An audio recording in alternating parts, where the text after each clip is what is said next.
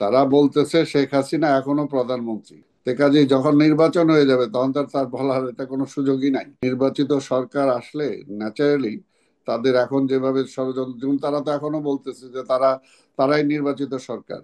দীর্ঘ 17 বছর একটা আন্দোলনের মধ্য দিয়ে একটা ফ্যাসিবাদকে আমরা বিদায় করেছি। আমাদের তো একটাই আশা ছিল যে আমরা যত দ্রুত সম্ভব যে একটা গণতান্ত্রিক প্রক্রিয়াতে ফিরে যাওয়া, যে গণতন্ত্রের জন্য আমরা লড়াই করেছি, যে গণতন্ত্রের জন্য বিভিন্ন আমাদের সাথী যারা আছে অনেককে আমরা হারিয়েছি, অনেকে পঙ্গু হয়েছে, এবং শেষ পর্যায়ে এসে ছাত্র জনতার মধ্য থেকেও লোকজন যেভাবে শহীদ হয়েছে, তারা আহত হয়েছে। কাজে সবকিছু মিলে দেশবাসী অপেক্ষা করছে এবং আমরাও মনে করি যে যত দ্রুত সম্ভব একটা গণতন্ত্রে ফিরে যাওয়া। আর এটা ফিরে যাওয়াটা যত দূর দেরি হবে ততই ফ্যাসিবাদ বা আওয়ামী লীগের ষড়যন্ত্র বা চক্রান্তটা ডে বাই ডে বাড়বে, যেটা ইতিমধ্যেই প্রমাণিত হয়েছে। এবং যেটা আজকের প্রধান উপদেষ্টা ডক্টর ইউনূস সাহেব নিজের মুখেও বলেছেন যে আজকে পরাজিত ফ্যাসিবাদ বিভিন্নভাবে টাকা পয়সা বা সবকিছুই করে আবার তারা নতুন করে ষড়যন্ত্রের ফাঁদ আটছে। এটা কিন্তু তিনি নিজেও বলেছেন। নির্বাচিত সরকার আসলে ন্যাচারালি তাদের এখন যেভাবে ষড়যন্ত্র, যেমন তারা তো এখনো বলতেছে যে তারাই নির্বাচিত সরকার। তারা বলতেছে শেখ হাসিনা এখনো প্রধানমন্ত্রী। তো কাজেই যখন নির্বাচন হয়ে যাবে তখন তার বলার এটা কোনো সুযোগই নাই। এমনি তো পরাজিত এবং তাকে বিতাড়িত করা হয়েছে, আর অভ্যুত্থানের পরে তার কোনো অবস্থানও নাই। আর অভ্যুত্থানের আগেও আমরা বারবার বলে আসছি, সেটা ছিল যে সে একটা অনির্বাচিত সরকার। আমরা কিন্তু তার সেই নির্বাচনকে কখনোই দেশ ও জাতি মানে নাই, কারণ নির্বাচনই হয় নাই। এটা জবরদখলকারী একটা সরকার বাংলাদেশের রাষ্ট্র ক্ষমতায় ছিল। জাতীয়ভাবে একটা নির্বাচন হবে, দেশ বিদেশ সবাই যেটা প্রত্যক্ষ করবে, তখন আর তাদের বলার সেই কোনো স্কোপটা একেবারেই থাকবে না, 0%ও থাকবে না। এখন যেটা বলি যে এখন আওয়ামী লীগের জন্য এত মায়া কান্না কেন হচ্ছে এটাই বুঝি না। কারণ আওয়ামী লীগ তো নিজেই গণতন্ত্রে বিশ্বাস করে না। আওয়ামী লীগ, যেটা আমরা বারবার সে সময় বলে আসছিলাম, যে তারা জোর করে ক্ষমতায় ছিল, লাস্ট যে নির্বাচনের নামে তারা প্রহসন করলো, সেই সময় কিন্তু আমাদের একটাই দাবি ছিল। এমনকি 5ই আগস্টের পূর্বেও কিন্তু একেবারে 2 দিন আগেও কিন্তু আমাদের দাবিটা ছিল যে আপনি মানে রিজাইন করেন, একটা নিরপেক্ষ সরকারের কাছে ক্ষমতা অর্পণ করেন, নিরপেক্ষ সরকারের অধীনে একটা নির্বাচন হোক। আমাদের দাবিটা কিন্তু এটাই ছিল। কিন্তু আওয়ামী লীগের জন্য যারা আজকে কাঁদতেছে তাদেরকে বলবো যে আওয়ামী লীগ তো গণতন্ত্রে বিশ্বাস করে না। আওয়ামী লীগ তো নিজেই এখন পর্যন্ত স্বীকার করে নাই যে যে গণহত্যা করছে, সেটার জন্য যে তার এখন পর্যন্ত সে অপরাধী স্বীকার করে না যে সে অপরাধ করছে, সে তো এখনো মনে করতেছে সে ঠিক কাজ করছে। কাজে তাকে আবার ফিরে আনতে হবে কি আনতে হবে না, এটা ভবিতব্যের উপর ছেড়ে দেন। এটাকে তো আপনি আমি ডিসাইড করার কেউ নাই। আগে তার বিচার হবে, তারপরে তারপরে দেখা যাবে যে কি হবে কি হবে না। এটা হলো পরিষ্কার, কারণ সে তো, আমরা বারবার বলছি যে নির্বাচনের মাধ্যমে সরকার পরিবর্তনের পথটা আপনি বন্ধ করেন না। সেটা তো শেখ হাসিনা করছে, তাই না? শেখ হাসিনা তো নিজেও একটা বলছে যে আওয়ামী লীগ একটা রাজনৈতিক দল, কিন্তু রাজনৈতিক দল হওয়ার পরেও সে কি রাজনৈতিক দল? আওয়ামী লীগের সাথেও তো সে বেইমানি করছে। আওয়ামী লীগ সে কি আওয়ামী লীগকে দিয়ে টিকে ছিল? আমরা বারবার তো বলছি যে না, আওয়ামী লীগও তার সাথে নাই, আওয়ামী লীগের সাথেও টিকে ছিল না। সে অ্যাবসলিউটলি একটা প্রশাসন এবং জোর করে রাষ্ট্রীয় বাহিনীগুলোকে ব্যবহার করে, তার সরকারি বাহিনীগুলোকে তার দলীয় বাহিনী হিসেবে ব্যবহার করে সে ক্ষমতায় টিকে ছিল। যেটা আপনারা নিজেরা দেখছেন, আপনি তো মিডিয়ার মানুষ, আপনার সাথেও তো এরকম অনেক আমরা টকশো করছি। আমরা বলছি না যে পুলিশের কমিশনার বা পুলিশের ঊর্ধ্বতন কর্মকর্তারা নিজেরা বলছে আওয়ামী লীগকে ক্ষমতায় আনছে নাকি? আমরা আনছি ক্ষমতায়। তারপরে কি সেই পুলিশের কোনো বিচার হয়েছে? আর আজকে সবগুলো প্রতিষ্ঠান যখন এই আওয়ামী লীগ বা শেখ হাসিনা ধ্বংস করে দিছে, তখন কি তখন কি এই মায়া কান্না ছিল যে আজকে এই প্রতিষ্ঠানগুলো কেন ধ্বংস করতেছে? রাষ্ট্রের টোটাল আজকে সে কোনো সংবিধান মানতেছে না, সে কোনো কিছুই মানতেছে না, আইনের শাসন দেশে নাই, আইনের শাসনটাকে সে ধ্বংস করে দিছে।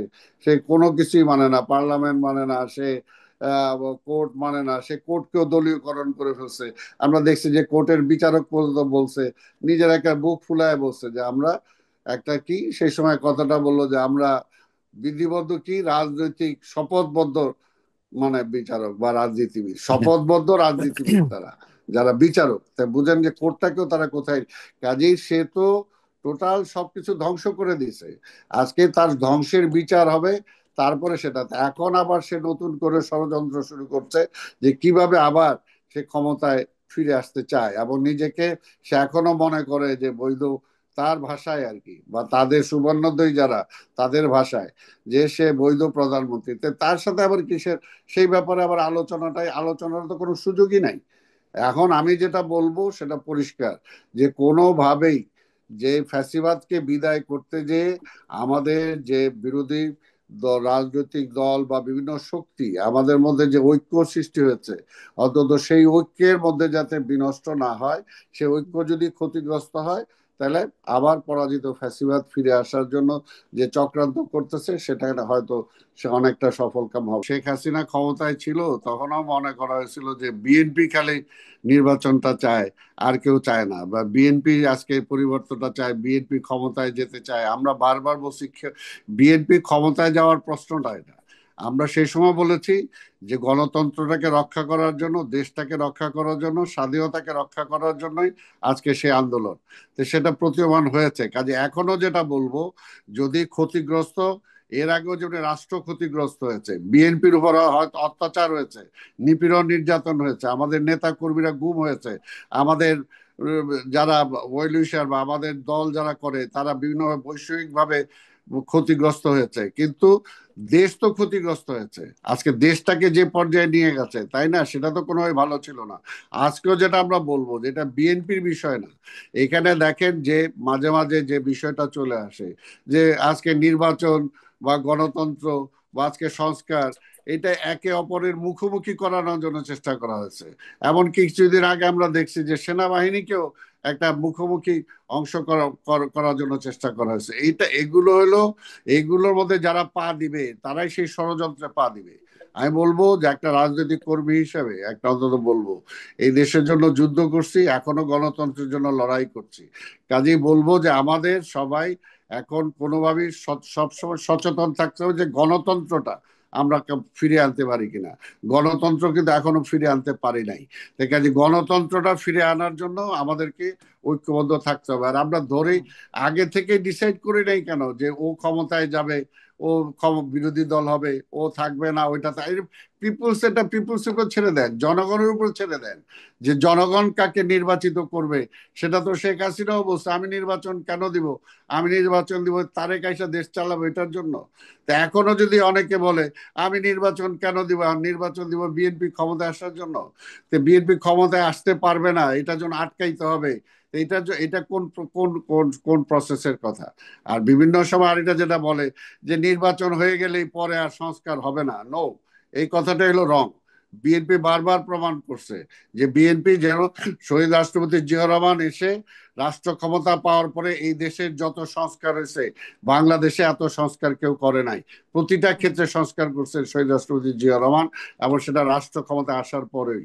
এবং তারপর আমাদের নেত্রী বেগম খালেদা জিয়া, তিনিও সংস্কারের জন্যই, সংস্কারের জন্য সেই সময় এই জামাত, এই আওয়ামী লীগ সহ সবাই যখন আন্দোলন করছিল যে না, দলীয় সরকার অধীনে নির্বাচন চাই না, তত্ত্বাবধায়ক সরকার অধীনে নির্বাচন হইতে হবে, তখন বেগম খালেদা জিয়া নির্বাচনে প্রধানমন্ত্রী হওয়ার পরও তিনি কিন্তু নিজে সবার সেই দাবি মেনে নিয়ে নিজে কেয়ারটেকার সরকারের বিল পার্লামেন্টে এনে সেই বিল পাশ করার পরে তিনি ক্ষমতা ছেড়ে দিয়েছেন।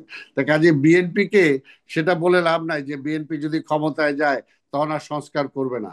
এটা জি। কাজে এটা ভুল কথা। আর আরেকটা কথা যেটা আমরা বলি, যে আমরা পরিষ্কার কথা যে সংস্কার, আপনি যেটা, আমরা তো বলতেছি সংস্কারের বিরুদ্ধে, সংস্কারের কথা তো আমরা আগে বলেছি, আমরাই আগে বলেছি। আজকের এই ফ্যাসিবাদ যখন ক্ষমতায় ছিল তখন থেকে আমরা বলছি যে রাষ্ট্র ব্যবস্থার যে অবস্থা ফ্যাসিবাদ করে গেছে, এটা থেকে উত্তরণের জন্য আমাদের মানে সংস্কারের কোনো বিকল্প নাই।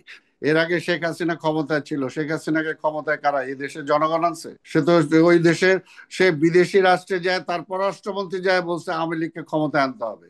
জনগণকে বলে নাই তো যে আপনি জনগণের ভোটে আওয়ামী লীগকে ক্ষমতায় আসতে হবে। তো কাজেই আমরা কোনোভাবেই চাইতে পারি না এটা, যে আবার কোন আধিপত্যবাদী শক্তির পক্ষে কেউ বাংলাদেশের ক্ষমতায় আসুক। নিশ্চয়ই এই দেশের জনগণ সেটা চায় না।